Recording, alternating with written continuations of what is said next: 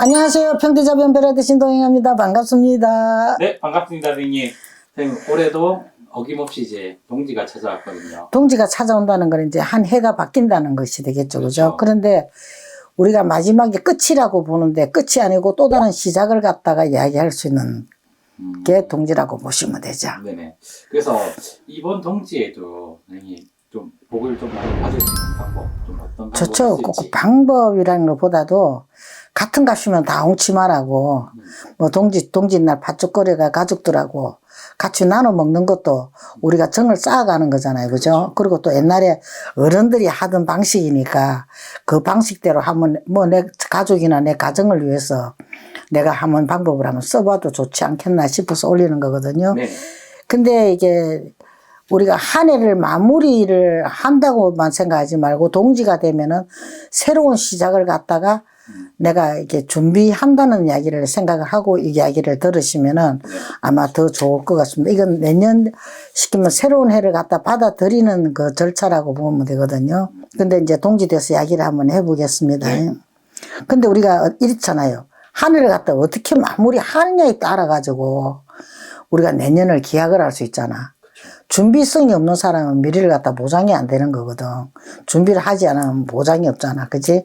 그러니까 마무리하는 동시에 내가 또 다른 시작을 갖다가 준비한다고 생각을 하시면은 이게 좋잖아요. 그죠? 근데 그것을 갖다가 동지날 동지 팥죽으로 우리가 그것을 이게 해봐도 나쁘지 않겠다는 거죠. 왜 그러냐면은 동지날 동지 팥죽으로 갖고 나쁜 것을 몰아내고 다가오는 새해 좋은 운을 들을 운세를 준비를 한번 해보는 것도 좋지 않겠나 싶거든요.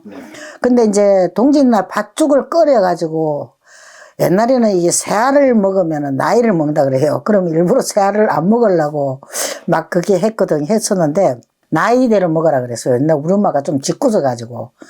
그러면 나이가 10살이면 10개밖에 못 먹는 거야.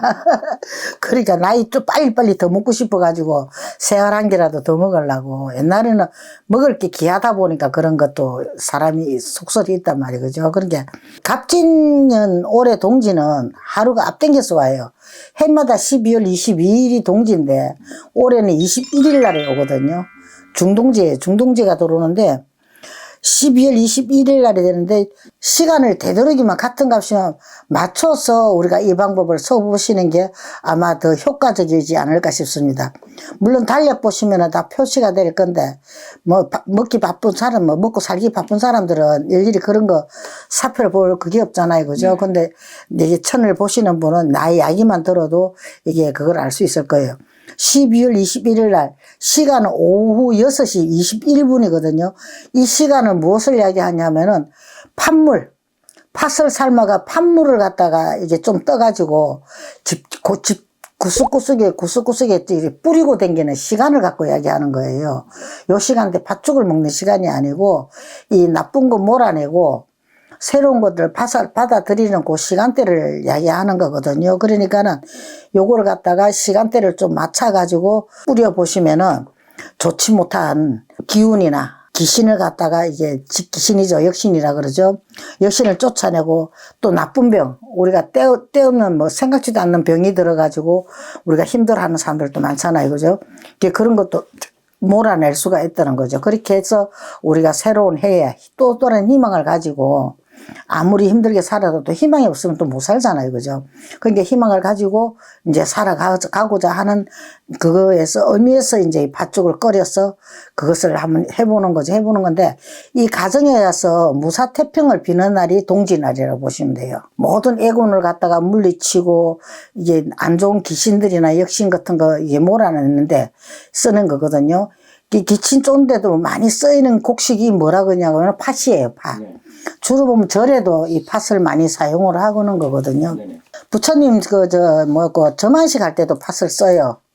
점안식 할 때도 팥을 뿌려가지고 이게 점안식을 하는 거, 귀신을 나쁜 거를 몰아내거든요. 그러니까 이렇게 하는 것도 어떻게 보면 이 과학적인 설명은 안 돼요. 안 되는데 우리가 이제 사람이 기대라는 게 있어야 되지. 기대라는 게 없으면은 희망이 없잖아요. 그죠? 그러니까 기대를 해가지고 어느 누구라도 내 가정에 어느 누구라도 아무 탈 없이 그냥 원하는 대로 바라는 대로 잘 살아볼 수 있다면은 뭐 이 방법 정도는 한번 써보는 것도 나쁘지는 않을까 아니겠습니까? 그죠? 그러니까 옛날에 이게 동짓날에 팥죽을 써가 팥물을 뿌리는 이유가 있어요. 그게 속설이 이렇게 내려오는 게 있는데 오래전에 그 어느 누구의 집에 아들이 동짓날에 죽어가지고 역신이 됐어요. 역신이라는 건 악기가 됐다는 이야기거든요. 악기가 되어가지고 그 이제 집안에 온 동네를 갖다가 이게 공포 분위기를 갖다가 만들어낸 거예요. 그런데 그 이제 그걸 갖다가 어른들이 막 옛날에는 뭐 많잖아요. 우리 같은 사람도 찾아가고 막 이게 방법을 찾고 하다가 이제 그 방법을 찾아낸 게 뭐냐 그러면은 이게 그 아들이 평상시에 좋아했던 것을 좋아했던 게 아니고 무서워했던 것이 팥이었어요. 애가 팥만 보면은 무서워서 빨갛잖아요. 팥이 색깔이 붉은색이다 보니까 그 팥을 보고는 무섭다고는 팥죽을 안 먹었어. 그러니까 그것을 갖다 부모님들이 생각을 해가지고 그 팥죽을 끓인 거야. 그 악기를 쫓기 위해서.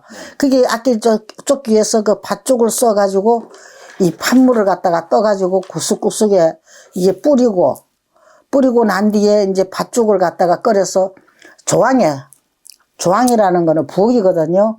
근데 전 가스레인지 옆에 조항이 있어요. 이게 한쪽 구석이 있을 건데, 거기에다가 죽을 한 그릇 먼저 떠놓으세요, 이게. 죽을 한 그릇 먼저 떠놓고, 그리고 방 한가운데, 안방 한가운데다가 죽을 또 한 그릇 떠놓으세요. 떠놓고, 또 죽을 갖다가 한 그릇을 떠가 어디 갔냐면은, 문 앞에다가, 아파트 같으면 문 앞에 되잖아요. 그죠? 문 바깥으로 해야 돼. 안쪽을 말고, 바깥에다 잠깐 놔뒀다가 치우면 되잖아요. 그죠? 그리고, 주택에 사시는 분들은 대문 밖에다가 그걸 갖다가 죽을 한 그릇을 떠놓고 이게 좀 있다가 그것을 치우면 돼요. 그런데 이제 부엌에 놨던 거나 방에 놨던 거는 사람이 다시 먹어도 돼요. 그런데 바깥에 대문 앞에 내놨던 거는 절대 먹으면 안 됩니다. 그거는 버려야 됩니다. 그건 악기가 역신이 먹었던 거기 때문에 그걸 갖다 버려야 되는 거거든요. 그걸 갖다가 주변에 이렇게 조금씩 껴안고, 그래가 시래기 봉투에 딱 집어넣어가 버려놓고 이걸 하면은 이게 진짜 그러고 난 뒤에는 이제 죽을 이제 끓여 먹으면은 사람이 집안에 나쁜 기운이나 나쁜 게 다 물려쳤는데 우리가 이게 진짜 나쁜 거는 빨리 휙 안 지나가요. 운을 받아보다 보면은. 근데 좋은 운은 싹 지나가거든요. 나쁜 운은 대문 앞에 머물고 있어요.